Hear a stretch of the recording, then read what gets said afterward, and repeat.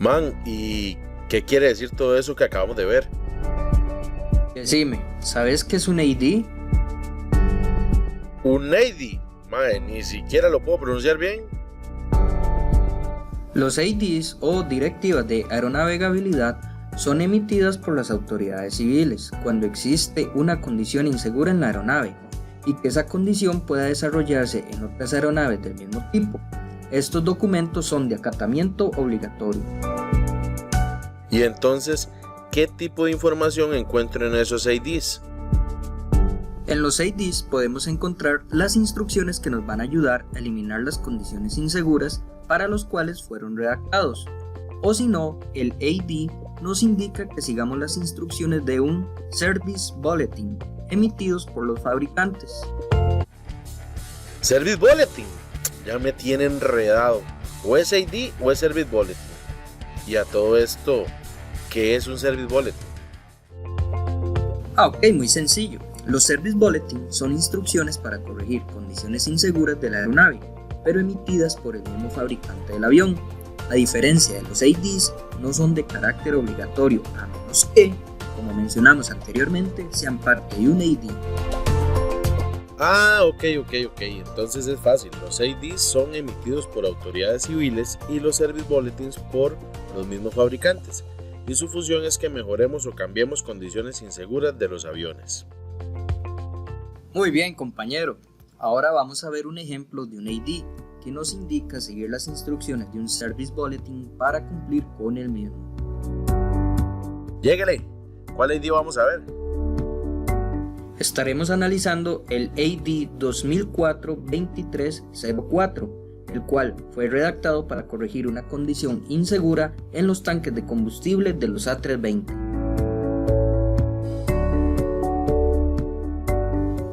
Ok, veamos. Esta es la portada del AD que mencionamos anteriormente.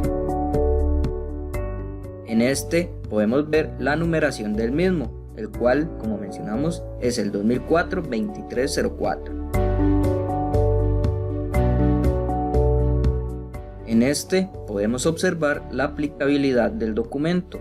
Dice que es para modelos de aviones A319 y A320, listados en el Service Bulletin A320-28-1087, cuya revisión es del 10 de junio del 2003. El seguir con las instrucciones de este documento nos van a permitir cumplir con las mejoras que en él se mencionan. Estas mejoras previenen sobrecalentamiento en las probetas de combustible debido a cortocircuitos, también fugas de combustible en el tanque central porque no queda espacio para la expansión térmica. Esto puede resultar en que los vapores del combustible o el contacto del mismo combustible se conviertan en una fuente de ignición, y ya sabemos, como vimos anteriormente, lo que sucede con esas fuentes de ignición que podrían provocar explosiones.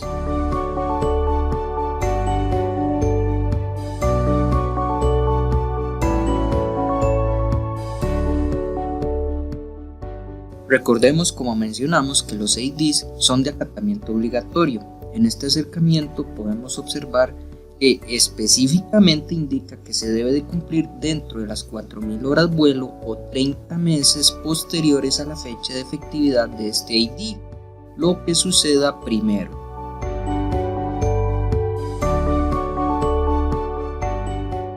Dentro de las modificaciones que se mencionan en este AD hay dos disponibles, sin embargo vamos a enfocarnos en la del párrafo 1.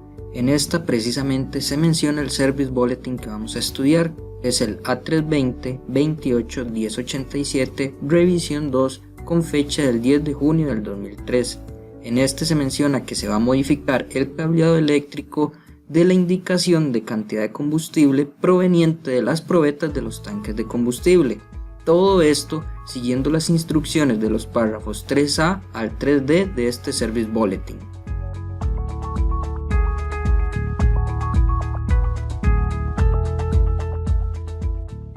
Ok, entonces tal vez ustedes se pregunten qué es la fecha de efectividad. Bueno, eso es muy sencillo. La fecha de efectividad del AD es cuando éste se convierte en un documento de acatamiento obligatorio. Es a partir de esta fecha que empieza a transcurrir el tiempo de cumplimiento. ya sean los 30 meses o 4000 horas vuelo que anteriormente se indicaron. Observemos que la fecha de efectividad de este ID es el 20 de diciembre del 2004, por lo que el plazo máximo de cumplimiento sería el 20 de junio del 2007, que son los 30 meses que mencionamos anteriormente.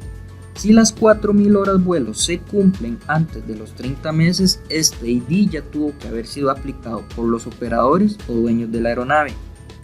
Compañeros, esto es un ejemplo que estamos utilizando para entender el proceder de la aplicación de un ID, que de paso nos ayuda ya que es una modificación del sistema de combustible del avión.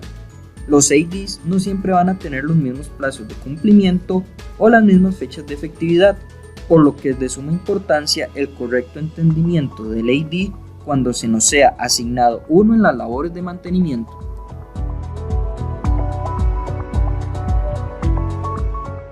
Ok compañeros, veamos el Service Bulletin. Esta es la portada del Service Bulletin.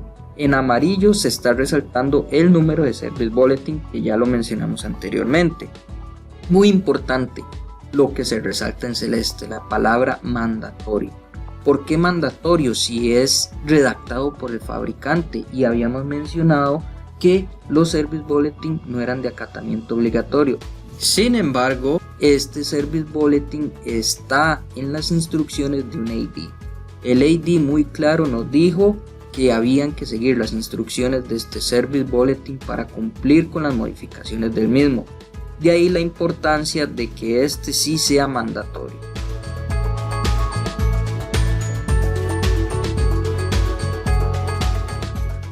Como parte de los objetivos de este Service Bulletin, se nos dice que la introducción del mismo sirve para la instalación de fusibles en los cables que provienen de las probetas medidoras de combustible del tanque central.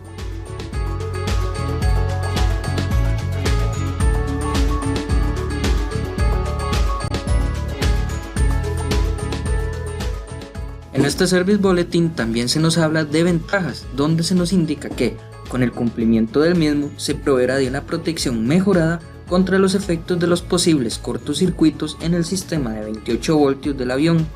Menciona que si ocurriera un corto en este sistema, el fusible va a operar ayudando a prevenir un sobrecalentamiento en las probetas y que de esta manera estas probetas no lleguen a ser una posible fuente de ignición.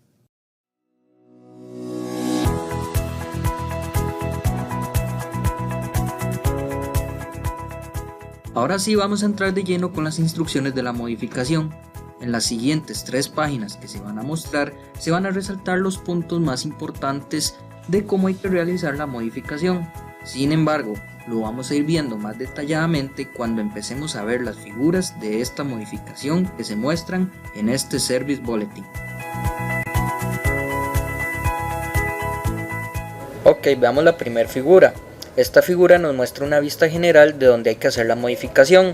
Gracias a esta figura nos damos cuenta que esa modificación hay que realizarla en el pozo de ruedas principal de los trenes de aterrizaje. En esta siguiente figura podemos ver una vista ya específica de la zona donde debemos de realizar la modificación. Esta vista o esta figura es de la condición actual del avión sin haberle hecho ninguna modificación. En la siguiente figura podemos ver la condición de la zona después de realizada la modificación. El punto número 1 de la modificación nos habla de que debemos de remover el conector 7509 Victor Charlie Raya Alfa. Posterior a la remoción de ese conector debemos de instalar el fusible que mencionamos anteriormente. El número de parte de ese fusible es el 7509 Victor Charlie Raya Bravo. Una vez instalado el fusible, reconectamos el conector 7509 Victor Charlie Raya Alfa.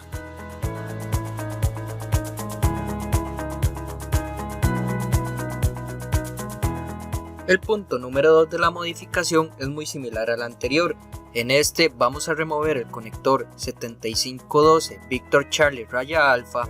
Procederemos a instalar el fusible 7512 Victor Charlie Raya Bravo. Reconectaremos el plug que mencionamos al principio, el 7512 Victor Charlie Raya Alfa, y finalizamos con esta parte de la modificación.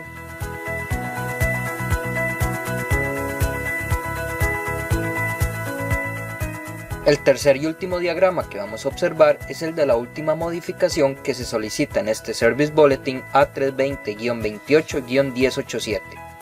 En este primer acercamiento que estamos observando se muestra la condición de cómo se encontraba el ruteado de los cables antes de realizar la modificación. En esta se solicita la remoción del tornillo que sostiene la agarradera que permite mantener el arnés asegurado. El segundo acercamiento muestra la condición del ruteado del arnés o del manojo de cables eléctricos posterior a la modificación. Lo que se debe hacer es instalar un nuevo recibidor para socar el tornillo y sumarle una agarradera nueva. De esta manera, cada manojo de cables o cada arnés se va a sostener en esa posición por agarraderas independientes. Está tuanis esa modificación. Y no es complicado, nada más hay que leer bien las instrucciones y seguirlas al pie de la letra. Es correcto, y es muy importante que recuerde que este tipo de documentos van a existir para todos los sistemas de los aviones, donde tras investigaciones se descubran condiciones inseguras, no solamente para los sistemas de combustible.